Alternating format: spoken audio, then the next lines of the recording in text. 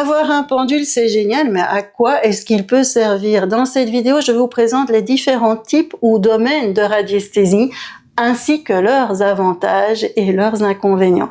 À la fin de cette vidéo, vous pourrez vous faire une idée du domaine qui vous attire le plus et on en parle après ça. Bonjour, c'est Chantal Berrionne, bienvenue sur la chaîne de l'énergétique et de la radiesthésie simple, efficace et à la portée de tous. Si vous êtes nouveau, n'hésitez pas à vous abonner pour nous rejoindre dans ce monde magique de l'énergétique et de la radiesthésie.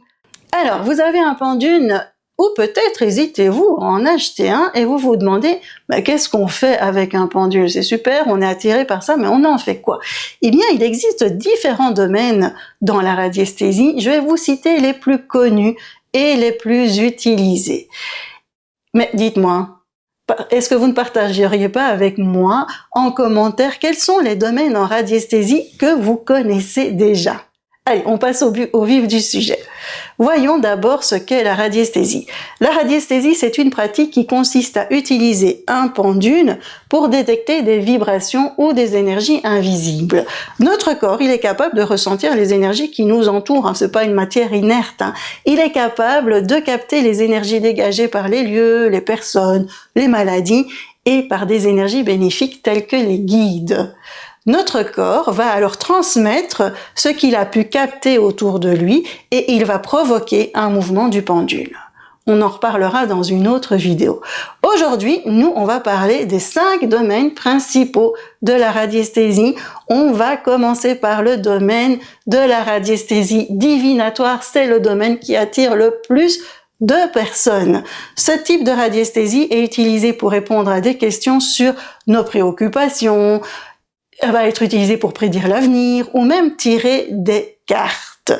C'est le domaine le plus utilisé. Toutefois, c'est le domaine le plus compliqué car il n'est pas évident d'obtenir des bonnes réponses ou d'obtenir des réponses fiables.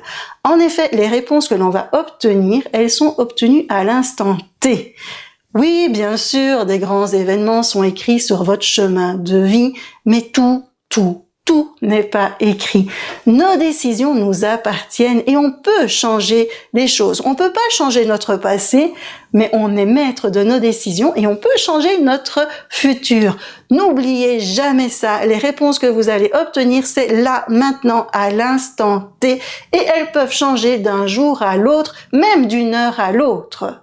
Vous aurez beaucoup plus de chances d'obtenir des réponses fiables si vous posez des questions sur le passé. Le passé, il est écrit et il est figé. Le futur, pas. À vous de décider si vous tentez l'aventure ou pas, mais n'oubliez jamais, réponse à l'instant T et elles peuvent changer. Ok? Voyons maintenant le deuxième domaine le plus utilisé en radiesthésie. Il s'agit de la radiesthésie médicale. Cette méthode, elle est très efficace. Avec elle, j'ai pu déterminer énormément de problèmes de santé, parfois avant qu'ils ne se manifestent chez les humains ou chez les animaux. Je l'utilise beaucoup pour moi-même, pour mon problème de thyroïde. Je teste les différents compléments proposés pour mes traitements, mon traitement, et je peux dire au médecin que ceci ou que cela ne va pas, bien entendu. Il faut trouver un médecin ouvert à cela. Mais ce n'est pas tout. La radiesthésie médicale, il faut bien faire attention. Elle ne remplace pas un diagnostic médical. Par contre, n'hésitez pas à faire des prises de sang pour vérifier ce que vous avez obtenu et parfois vous serez bluffé. Alors, il nous reste encore 3 domaines à découvrir. Et le troisième, c'est la recherche de personnes ou d'objets perdus grâce à un pendule.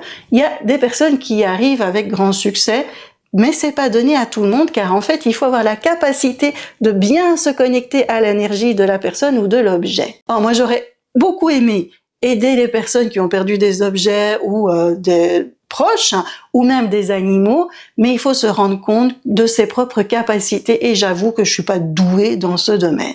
À vous de voir si vous êtes doué pour cela, mais si ça ne fonctionne pas, ne persistez pas trop afin de ne pas vous décourager parce que vous savez que c'est la partie très compliquée. Alors on voit maintenant l'avant-dernier domaine de la radiesthésie, eh bien il s'agit de la géobiologie. Cette forme de radiesthésie, elle est axée sur la détection des énergies perturbatrices présentes dans l'environnement. comme les sources, les failles, les champs électromagnétiques. Ce domaine, il fonctionne à merveille. Grâce au pendule, vous pourrez déterminer si vous avez des sources qui passent en dessous de la maison. Moi, ici, j'en ai 6. Si un ancien cimetière se trouve dans votre jardin, moi, j'avais un champ de bataille, c'est super efficace. Alors, foncez! N'hésitez pas à faire les analyses des énergies perturbatrices de votre maison. Vous allez apprendre plein de choses et c'est génial. Nous voilà au dernier domaine de la radiesthésie. Il s'agit de la réalisation de soins énergétiques en radiesthésie. Ça, c'est mon dada. Je fais de la radiesthésie depuis 2006 et je suis autodidacte et au fur et à mesure du temps, j'ai créé une méthode extraordinaire. À l'aide d'un pendule, on va travailler sur les chakras, sur les méridiens, sur les énergies d'une personne et on peut même travailler sur notre âme.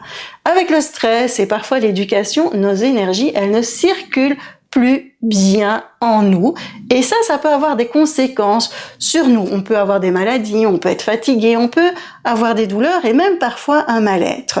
Eh bien, grâce au pendule, on va travailler sur ces énergies pour qu'elles circulent bien et ça va vous donner de la force pour faire face aux aléas de la vie. Et ça, j'ai pu le remarquer sur moi, sur mes enfants et sur les stagiaires qui sont en formation avec moi. Voilà, on a vu les différents types ou domaines de radiesthésie. On récapitule. Les domaines les plus souvent utilisés sont la radiesthésie divinatoire, la radiesthésie de recherche d'objets ou de personnes, la radiesthésie médicale, la radiesthésie en géobiologie et les soins énergétiques en radiesthésie qui sont une merveille. Les domaines divinatoires et recherche d'objets sont des domaines beaucoup plus aléatoires. Pour les autres, je vous dirais d'y aller les yeux fermés. Là, ça donne des résultats extraordinaires. Mais attention, il y a des règles à suivre lorsque l'on fait de la radiesthésie. Si vous les suivez bien, vous serez en pleine sécurité et bien sûr, je vous en parlerai. Allez, on se retrouve très vite pour d'autres vidéos. N'hésitez pas à vous abonner et à partager avec nous ce monde magique de la radiesthésie et de l'énergétique. Prenez soin de vous. Je vous fais des énormes bisous et je vous dis à bientôt.